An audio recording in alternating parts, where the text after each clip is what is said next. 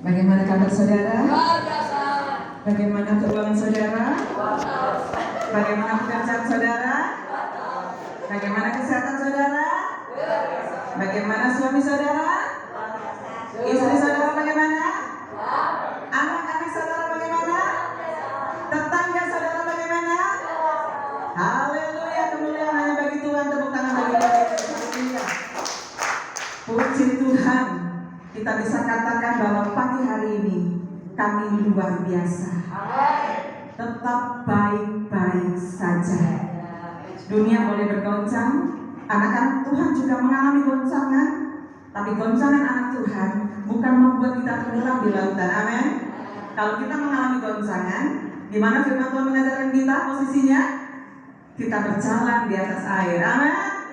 Haleluya. Semua ini terjadi oleh karena Tuhan Yesus. Amin.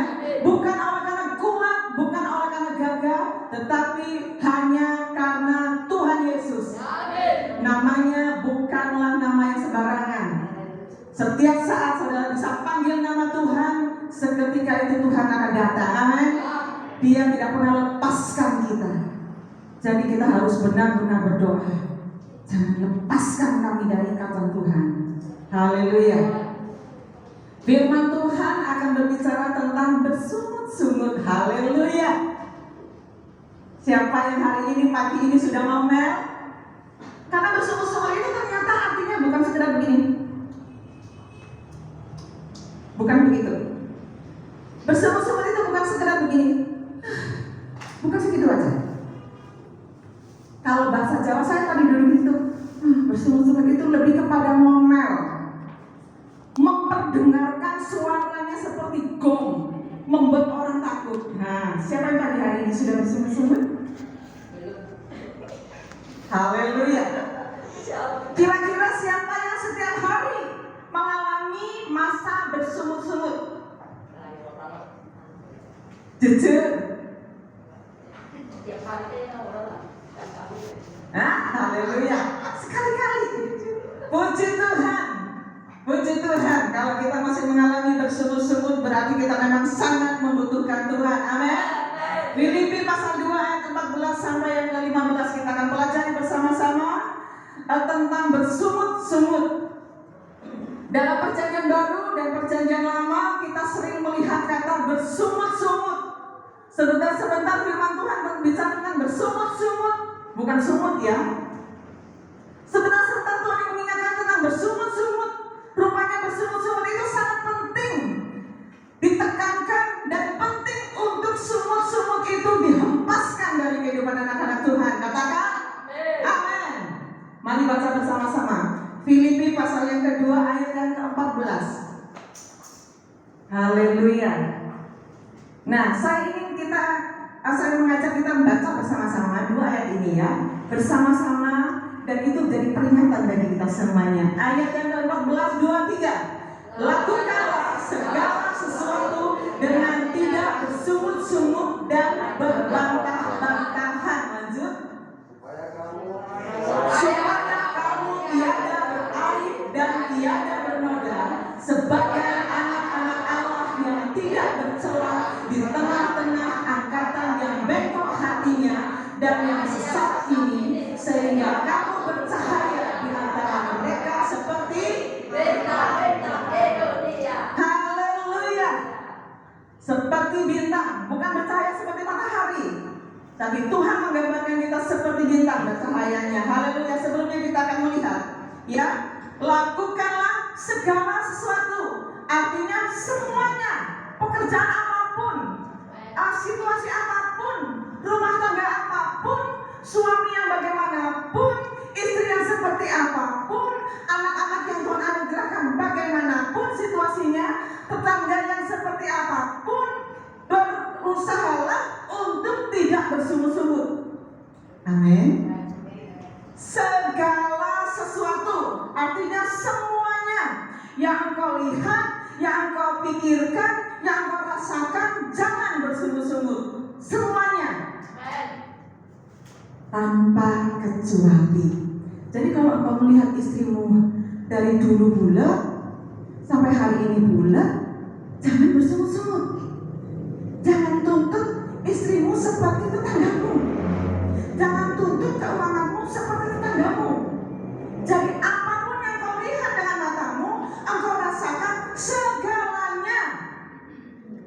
Ya, segalanya tanpa kecuali. Kalau hari ini hujan deras dengan angin, jangan kalau hari ini penghasilanmu di bawah dari yang engkau rencanakan, jangan kalau hari ini kesehatanmu ternyata tidak seperti yang kau bayangkan, drop. Kalau kemarin anak saya bercerita, kaget rasanya. Dia punya teman sangat pandai, bertalenta, otaknya cemerlang, pergaulannya luar biasa. Dia ditempatkan di mana-mana rasanya oke. Tiba-tiba namanya dipanggil Tuhan, seumuran dengan saya. Gak ada angin dan gak ada hujan, tiba-tiba kena penyakit yang mematikan. Kalau kita mengalami situasi yang rasanya sangat berat itu, firman Tuhan katakan jangan kok 1 tahun? Masih membayangkan almarhum masih ada di Purbalingga ini. Kalau kita mengalami situasi yang sangat berat itu, firman Tuhan mengatakan jangan bersungut-sungut. Satu kali ada seorang anak berkata begini, pandemi ini membuat saya kaget. Pandemi ini membawa perubahan yang benar-benar tidak pernah saya bayangkan. Beberapa waktu lalu orang tua saya dipanggil Tuhan. Baru kemarin-kemarin kakak saya, nenek saya dipanggil Tuhan. Tinggal saya seorang diri, masih anak muda. Lalu dia berpikir, apa saya mati juga ya? Saya membayangkan dia ngomong seperti itu di puncak putus asa. Tapi sebagai anak-anak Tuhan, firman Tuhan mengatakan situasi apapun di dalam segala sesuatu, Tuhan mengatakan kepada kita jangan bersungut-sungut. Haleluya. Dalam bahasa Yunaninya, bersungut-sungut adalah gongusomos. Tidak ada di sini. Kalau adanya ada di sini. Bukan pandemi tulisannya ada di sini. Kalau dalam bahasa Yunaninya artinya gongusomos. Itu apa sih?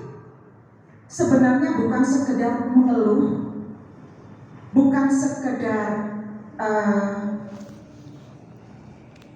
seperti yang biasa kita lakukan sehari-hari, tapi menjurus kepada suatu tindakan pemberontakan. Jadi firman Tuhan mengatakan bersungut-sungut itu artinya menjurus kepada satu tindakan pemberontakan. Kalau disuruh ke depan, dia ke belakang. Kalau disuruh bilang A, dia akan bilang B. Dia akan melawan perintah, dia akan melawan seluruh isi firman Tuhan. Itu bersungut-sungut. Kalau disuruh berdoa, tidak mau berdoa. Kalau disuruh menyembah, tidak mau menyembah. Kalau disuruh untuk setia, tidak mau setia. Itu bersungut-sungut. Jadi tindakan memberontak itu bersungut-sungut. Katakan amin. Katakan kepada diri sendiri, apa aku benar begitu ya?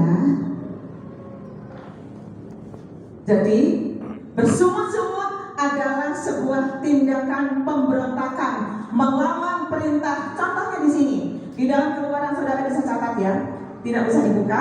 Keluaran pasal 15 ayat 24. Kemudian Keluaran 16 ayat yang kedua. Di situ berbicara mengenai bangsa Israel yang hanya merasa mereka belum berhenti makan, mereka belum stok makanannya, tapi merasa bahwa Tuhan gak ngasih makan, Tuhan gak ngasih roti, Tuhan gak ngasih daging, Tuhan gak memberi kepentingan perut tengah ini. Saudara pernah mengalami masa sulit di mana saudara tidak berhenti makanan saudara, di mana saudara berhenti meja makan saudara tidak ada makanan di masa pandemi ini? Ada yang mengalami seperti itu?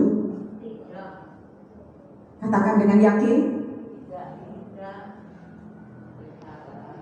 Tuhan pasti pelihara. Tapi terkadang kita mempersoalkan hanya masalah Tuhan, besok gimana? Besok yang dibingungkan. Tuhan, berasku tinggal segini. Tuhan, karena masalah pandemi ini aku nganggur. Tuhan, bagaimana ini? Besok bagaimana kami bisa makan? Nah, ini yang dilakukan oleh bangsa Israel.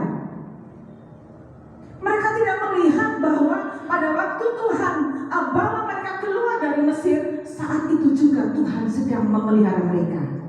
Ya, mereka sebenarnya belum tidak mengalami masa kelaparan. Ada makanan, cuma mereka pusing, dagingnya sudah mau habis, kambingnya sudah mau habis, sudah mau. Tapi apakah mereka berhenti makanannya? Tidak, mereka masih makan, tapi dipusingkan oleh perkara-perkara kampung tengah ini. Haleluya. Bangsa Israel bingung, Tuhan aku mau roti. Seandainya roti di Mesir itu ada, mulai ingat.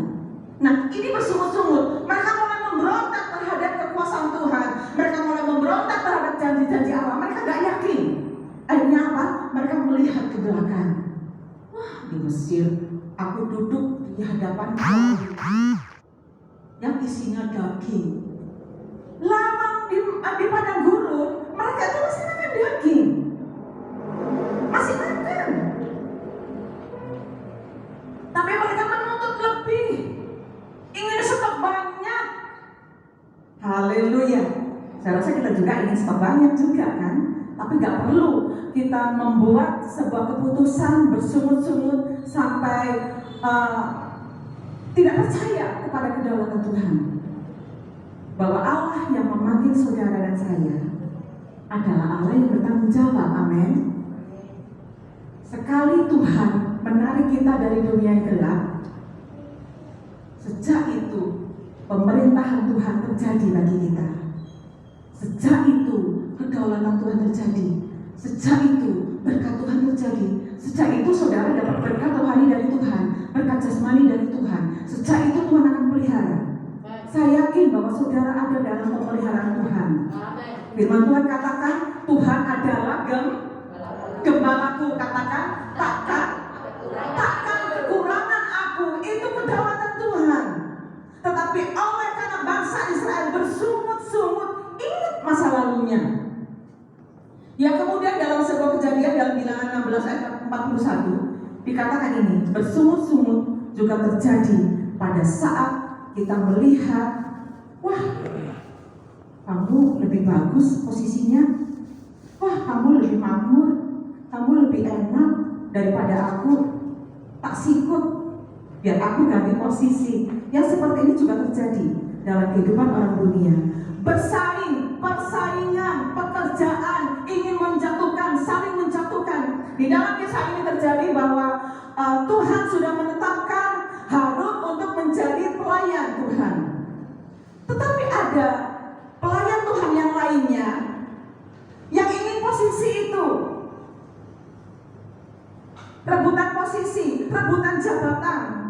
Ya, wah, orderannya dia lebih enak, aku mau ke situ, tak sikut, tak buang dia. Saling makan. Hal seperti itu terjadi bagi orang-orang yang bersungut-sungut. Ya, padahal kejadian ini bangsa Israel bersungut-sungut. Akibatnya apa, saudara?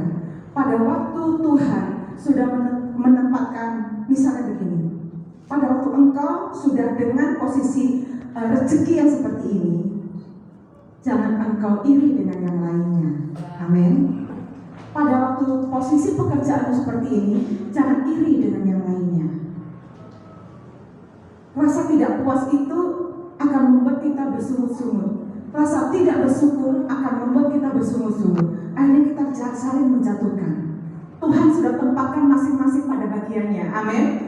Amin. Jadi jangan merasa bahwa yang petani pusing oleh karena wah, enaknya jadi kontraktor. Berhenti jadi petani. Lah, kontraktornya nanti makan beras dari mana? Betul? Yang supir angkot, wah, enak jadi supir bis. Angkot isinya sedikit, supir bis isinya banyak. Ya kalau semuanya jadi supir bis, di kota ini tidak ada angkot, terus bagaimana? Semua sudah ditempatkan Tuhan dengan bagiannya. Amin. Ada yang kerja sebagai konter HP, ada yang sebagai laundry, katakan yes. Ada yang sebagai bakul jajan, katakan yes. Ada sebagai gembala, katakan yes. Ada mahasiswa yang masih penuh dengan harapan, katakan yes. Ya. Oh, aku udah tua, aku kemarin masa bergerak dengan luar biasa seperti masa muda, seperti dia. Kok ini tenaganya luar biasa. biasa. Kadang-kadang saya berpikir begini saudara, ini ibu-ibu umur di atas saya, tapi tenaganya seperti Jagger. Kadang-kadang aku berpikir, seandainya aku seperti dia ya. Kadang ada seperti itu. Tapi Tuhan sudah buat porsi buat saya sendiri. Perut saya tidak bisa saya ukurkan kepada perut Bu Elsa. Betul? Kapasitas saya tidak bisa disamakan dengan kapasitas Bu Amang. Betul? Masing-masing sudah pada bagiannya. Haleluya. Itulah kenapa bangsa Israel tidak boleh bersungut-sungut. Kalau di situ dikatakan tentang berbantah-bantah di dalam ayat yang atas, berbantah-bantah itu adalah dialogismos. Itu artinya pertengkaran yang nggak perlu. Nah, siapa di sini yang sering melihat atau mengalami melakukan pertengkaran yang nggak perlu? Ribut barang nggak penting. Pernah mengalami atau melakukan ribut barang nggak penting? Si bapak kepengen makan ayam goreng, tahu-tahu di meja makan cuma ada kangkung. Coba kalau istriku yang sebelah itu, dia selalu ingin melayani suaminya. Penting enggak kalau diributkan itu? Haleluya. Perbaikan gizi. Kadang-kadang ada perkara-perkara yang nggak penting yang diributkan hanya gara-gara miskomunikasi, hanya gara-gara ada juga orang lewat, itu orang kok jalannya kok seperti itu, nggak asik banget dilihatnya. Dia jalan-jalan sendiri dengan kaki sendiri, kenapa kita yang pusing? Iya kan? Roh kekepoan itu dahsyat loh hari-hari gini. Kadang-kadang kepo yang mendatuk itu membuat kita jadi pusing. Padahal yang mengalami si orang lain. Ya, dia makan sendiri, makan dengan nasi garam sendiri, kenapa kita yang pusing? Kadang-kadang kita mempersoalkan perkara-perkara nggak penting. Kita melihat di sosial media, ini orang kok ngomongnya begini nih, tak lawan aja. Loh, apa urusannya kita? Kadang-kadang kita perlu melihat, oh si ini begini ya. Jadi karena semua itu pelajaran. Ya, kadang kita mempersoalkan perkara-perkara tidak penting. Nah, itu salah satu berbantah-bantahan. Akhirnya jadilah keributan. Mari kita belajar bersama-sama. Mengapa kita tak boleh bersungut? Mereka yang bersungut-sungut adalah mereka yang belum siap untuk melihat ke depan. Katakan amin. Kalau engkau bersungut-sungut, engkau berbantah-bantahan, adalah tipe orang-orang yang berontak, adalah orang-orang yang belum siap dibawa Tuhan melihat jauh ke depan. Kenapa? Karena dia masih mau melihat ke belakang. Seandainya Mesir itu ada, seandainya aku ada di sana, aku gak akan mati di padang gurun ini. Seandainya aku ada di Mesir, aku masih makan roti. Padahal hari ini di depannya ada roti. Tapi orang yang bersungut-sungut belum siap melihat ke depan. Dia masih melihat terus Mesirnya, melihat masa lalunya. Kayaknya aku jadi Kristen sekarang nggak seasik dulu deh. Mulai membandingkan.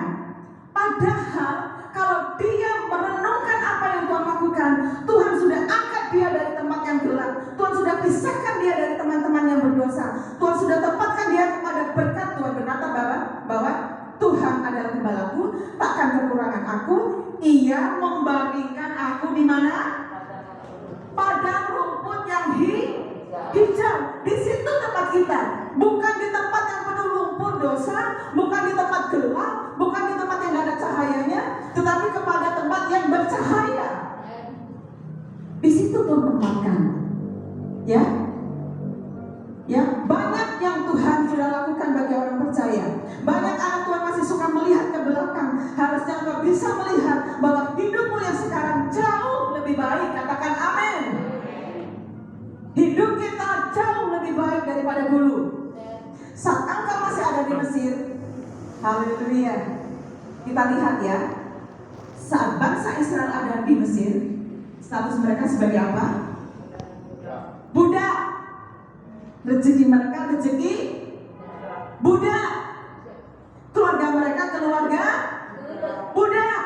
Keturunan mereka adalah keturunan budak. Masa depan mereka adalah sebagai budak.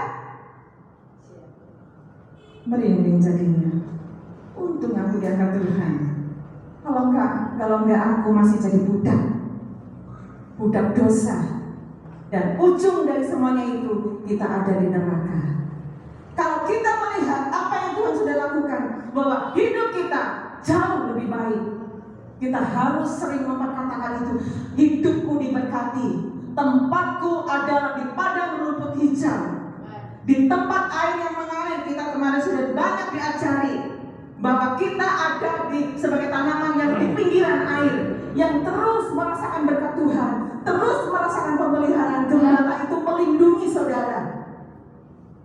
Ya, jangan lihat ke depan, jangan lihat ke belakang, lihatlah ke depan dan pastikan, yakinkan dirimu, aku saat ini jauh lebih baik. Amin. Aku saat ini jauh lebih baik. Haleluya. Bila engkau mulai bersungut-sungut, mulai tas alarm saudara, jangan-jangan aku mulai melihat ke belakang. Kalau engkau mulai mengeluh atas situasi, atas semua yang ada, atas segalanya, jangan-jangan aku mulai melihat ke belakang. Yang kedua, bersungut-sungut akan menutup pintu mujizat. Amin. Bersungut-sungut artinya memberontak. Kalau engkau memberontak dari Tuhan, engkau melihat ke belakang, bagaimana Tuhan akan memberikan kamu berkat. Sementara engkau saat berdoa, Tuhan langsung jawab, tetapi mujizatnya itu masih terhambat. Karena apa? Engkau belum siap untuk dapat berkat mujizat, jawaban dari doa-doa itu. Orang yang bersungut-sungut adalah orang yang sedang menutup pintu berkatnya. Orang yang sedang berbantah-bantahan, tidak mensyukuri apa yang ada, yang mempersoalkan perkara-perkara gak penting, terpancing dengan perkara-perkara gak penting. Sebenarnya dia sedang menutup pintu. Bagaimana mujizatnya akan datang? Dia sedang menutup pintu berkatnya. Ya. Dalam Filipi 2 ayat 14 dikatakan bahwa bersungut-sungut itu mendatangkan noda. Haleluya. Supaya kamu tiada beraib dan tiada bernoda. Mengapa ini terjadi ayat ini? Ayat sebelumnya dikatakan jangan bersungut-sungut dan jangan berbantah-bantahan. Kenapa? Supaya kamu jangan dipermalukan, jangan beraib dan jangan bernoda. Dan dua hal ini adalah kekejian bagi Tuhan. Dan akibatnya apa? Pintu mujizat itu tidak akan terjadi. Jangan bersungut-sungut. Allah ingin kita tidak bersungut-sungut, tidak bernoda. Artinya sempurna. Tuntutan Tuhan itu memang level tinggi. Karena Allah kita bukan Allah sembarangan. Allah ingin saudara dan saya itu sempurna. Dari atas kepala sampai bawah, sempurna. Sempurna dalam pemikiran, dalam perkataan, di dalam meresponi banyak hal, di dalam melihat banyak hal, di dalam menilai banyak hal. Engkau harus sempurna. Tuhan meminta kita jadi umat yang sempurna. Bertanyalah mengapa mujizat belum terjadi? Mungkin salah satunya engkau bersungut-sungut. Haleluya. Yang selanjutnya, mengapa engkau tidak boleh bersungut-sungut? Karena hidupmu harus berbeda dari yang lainnya. Karena saudara dan saya harus berbeda dari mereka yang di luar sana, dari mereka yang tidak mengenal Tuhan. Engkau harus berbeda. Ya. Di sini dikatakan engkau harus berbeda dari siapa? Dari mereka, dari angkatan yang hatinya baik. Saya ingin saudara membayangkan, kalau hati itu bentuknya seperti apa? Kira-kira kan begini. Kalau hati yang bengkok, itu bagaimana bentuknya? Bisa saudara membuatnya? Hati yang bengkok itu dikatakan begini. Artinya orang yang suka, yang senang kalau melihat orang lain susah, itu orang yang hatinya bengkok. Kalau dia melihat orang lain susah, senang. Kalau dia akan susah kalau melihat orang lain itu senang. Mengerti ya? Orang yang hatinya bengkok itu senang banget kalau orang lain apes. Tapi kalau ada orang lain diberkati, dia sendiri malah susah. Bingung kan? Dia kan saya berpikir begini, ini apa benar ini bahasa Indonesia mengartikan seperti itu? Kalau ada orang-orang seperti ini di antara kita, bagaimana saudara? Mungkin lebih baik dimasukkan ke satu tempat yang khusus. Kenapa? Kalau orang lain diberkati kok dia malah gak senang. Tapi kalau ada yang sakit, ada yang mengalami duka, gak bisa makan, aku susah banget, aku senang banget. Lengserkan. Wah, cocok ya dia seperti itu ya. Nah, orang-orang seperti ini orang-orang bermasalah. Dan firman Tuhan berkata, kita harus berbeda dari angkatan yang seperti ini. Katakan amin. Saudara harus berbeda. Tuhan minta kita standar yang tinggi, sempurna. Engkau harus menangis dengan orang yang firman Tuhan berkata apa? Jika ada yang menangis, engkau harus ikut menangis. Tertawalah dengan mereka yang tertawa. Kenapa kita belajar simpati, empati dengan mereka, mengerti, memahami keadaan mereka. Tapi kalau di sini menangis, lucu. Terus tiba-tiba tangganya, tiba-tiba seperti yang ada di Jawa Timur itu, di mana itu? Satu kampung beli mobil mewah semuanya. di Tuban. Oh, di Tuban. Saya membayangkan adik saya pernah nggak itu ya? Aku kunjungi dia. Ikut menikmati bersama-sama. Senang.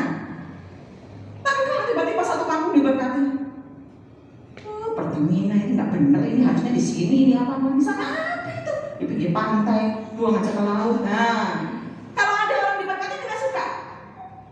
Kalau melihat orang cantik tidak suka. Kenapa? Ada saingannya dia. Nah, orang yang seperti itu hatinya bengkok. Dengan apa diluruskan? Kalau besi masih bisa dibakar diluruskan. Tapi orang yang hatinya bengkok seperti ini, dengan apa diluruskan? Tetapi firman Tuhan mengatakan kita harus bercahaya. Bagi siapa? Bagi orang yang hatinya bengkok ini. Haleluya, katakan amin. Kalau saudara menjumpai orang seperti itu, engkau harus bercahaya. Susah? Kalau engkau ada di antara orang-orang seperti itu, engkau harus bisa menjadi berkat. Amin. Susah? Tuhan katakan kita harus bercahaya seperti kepada mereka seperti apa? Bintang-bintang. Bintang itu adalah batu-batuan di luar angkasa. Tetapi kalau kita mendekati itu bintang, itu cuma seperti bongkahan batu yang jelek. Karena pada dasarnya kalau kita disamakan seperti bintang, kita itu sebenarnya nggak ada cantik-cantiknya, nggak ada ganteng-gantengnya, nggak ada bagus-bagusnya. Yang membuat kita sempurna adalah Tuhan. Kita banyak kekurangannya. Tetapi kalau kita ada di antara angkatan yang bengkok hatinya, kita harus bercahaya seperti bintang. Artinya, coba kalau saudara lihat di malam hari, cuaca terang, ada bintang. Bintang itu kayaknya berkedip bersama aku. Itu bintang apa ya? Kayaknya akan ada yang jatuh cinta loh. Kok bentuknya hati? Orang mulai mengarang-arang tentang bintang, minta dituntun oleh bintang. Bahkan orang maju juga dituntun oleh bintang. Ya, bintang itu kecil, tetapi membuat terpesona. Ya kan? Bintang itu kecil. Mereka yang sedang jatuh cinta duduk bukan hanya di bawah rembulan, melihat bintang-bintang di langit. Bintang Bintang menjadi bahan untuk pengetahuan, untuk mengatur cuaca, untuk menentukan masa depan, untuk menentukan oh ini akan hujan, oh ini akan mendung, oh ini akan ada berkat, oh ini akan panen. Orang zaman dulu mau panennya bagus atau tidak, lihat bintang. Hidup saudara seperti bintang, kecil tapi bercahaya dan jadi bahan perhatian. Bagi siapa? Bagi orang yang hatinya bengkok. Engkau jadi sorotan. Karena itu Tuhan ingin kita sempurna. Berhentilah bersungut-sungut, bertobatlah berbantah-bantahan, bertobatlah dari bersungut-sungut, karena kita akan melihat mujizat. Tuhan sedang bawa kita ke depan dan hidupmu harus jadi berkat. Amin. Sekalipun situasi ini sulit, tapi saya percaya kalau Tuhan panggil kita jadi bintang, sesulit apapun pandemi, engkau tetap bercahaya. Amin. Engkau tetap jadi sorotan, jadi bahan perhatian. Lah kok bisa? Engkau jadi tontonan. Bagi siapa? Bagi orang yang hatinya bengkok. Haleluya.